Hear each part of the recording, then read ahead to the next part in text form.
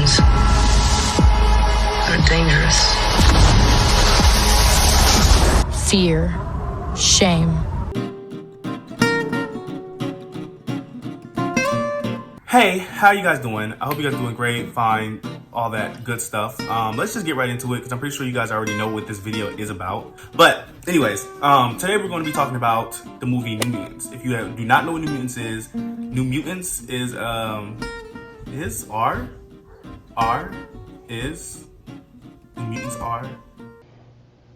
Child. Anyway, so New Mutants is a movie based off of Marvel Comics.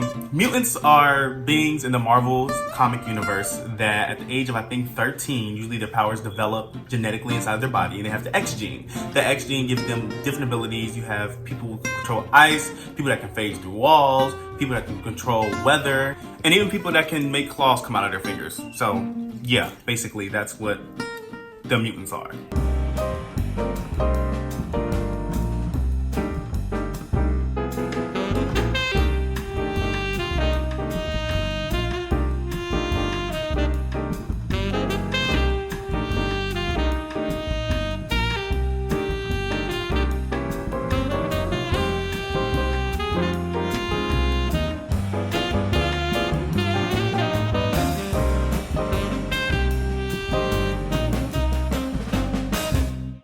But let's get right into the movie. So I usually, like on my channel, I want to do reactions also, like showing the movie as I'm watching it.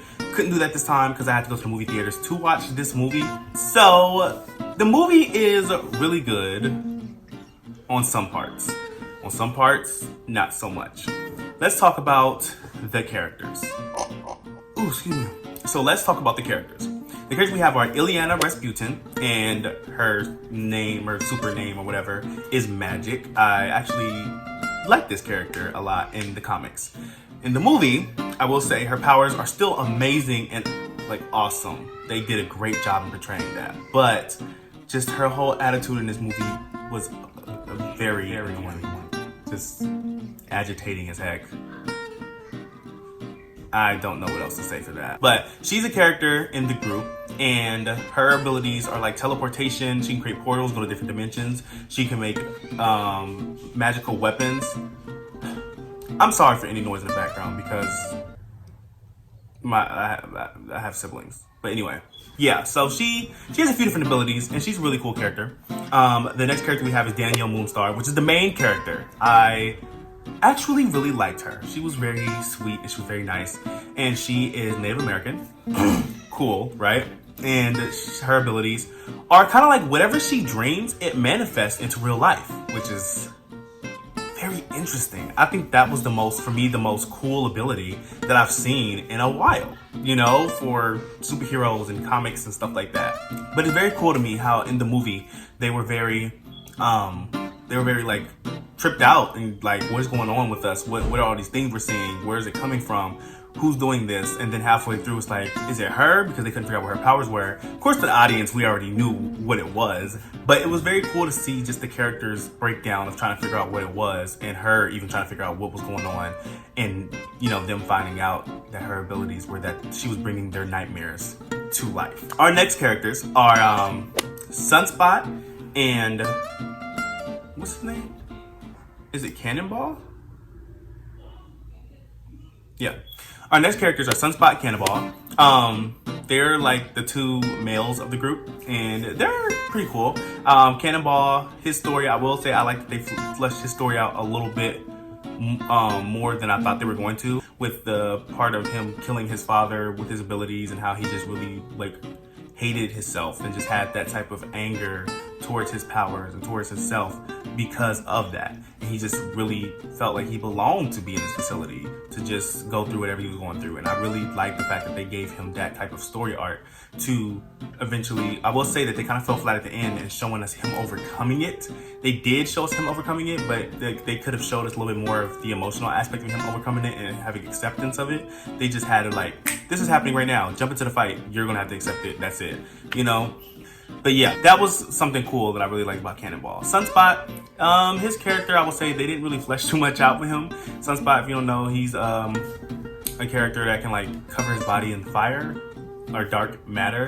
It's interesting like that. I don't know much about his character, but Sunspot, they didn't really flesh his character out like that. He was a rich kid and could be a jerk, but at the same time, he had his issues, and I like the fact that they at least showed us what was going on with his abilities and what the problem was and how he killed his girlfriend. I was like, ooh, that's really sad. But other than that, they kind of just didn't flesh his character fully out, which I was like, Our next character is Wolfsbane, played by Macy Williams. If you don't know Macy Williams, then you must have been living under a rock. Macy Williams is a very lovely actress. She is from the show Game of Thrones and among other things. And she did a very good job in her role, actually. I wish they would have showed more backstory. When I say backstory, like more flashbacks to her past. I feel like that would have been really cool. But they did speak on what happened with her past and how her hometown, they kind of like just treated her terribly, and they called her a witch, and she got branded with a W because her ability is to turn into a wolf. I will say that I felt like they could have did a little bit more with her ability instead of just having her like turn into a wolf like twice in the movie and just run around, and then like the other times she turned, she was a human with claws and ears. I was like,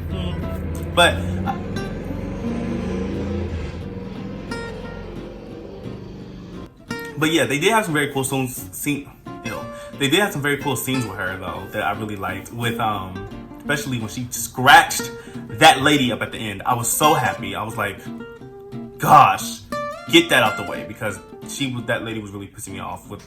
Let's not get into that. These are the characters. The story, I would say, progressed okay in the beginning. It was going a type of way where I was like, okay, I can kind of see like a vibe of like, teenagers that probably would have never met in their lives being put together into this situation. I would say around not too long after that, I will say things were a little because I was waiting for like some.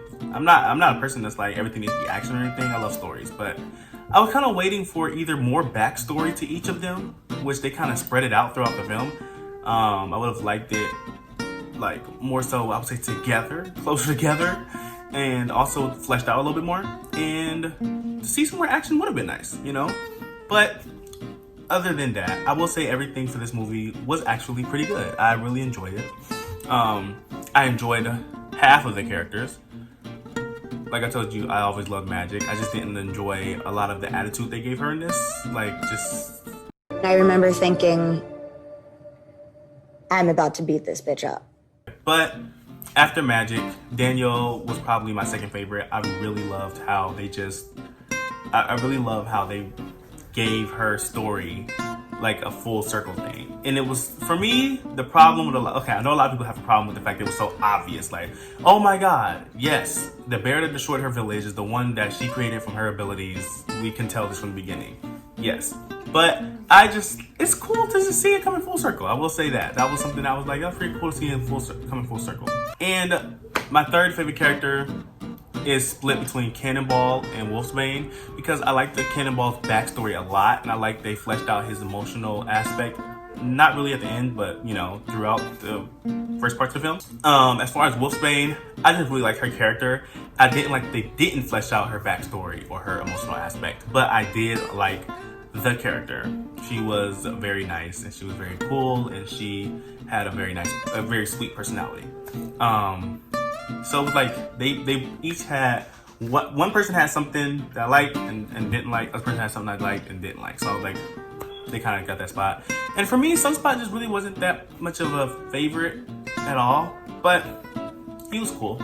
So yeah, that's how I felt about those characters. Now let's talk about the villain. The villain of the movie, I will say that I felt like they could have made her a little bit more present. They made her present, but I will say that it felt like she was also disconnected. It was odd. I don't even know how to really describe it. It's like her character was there, but not there, really.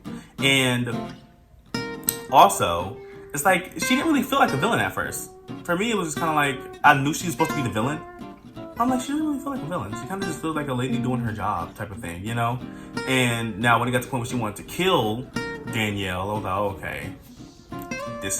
was like, okay, this is a villain, But you know, as like as it went on, I was just like,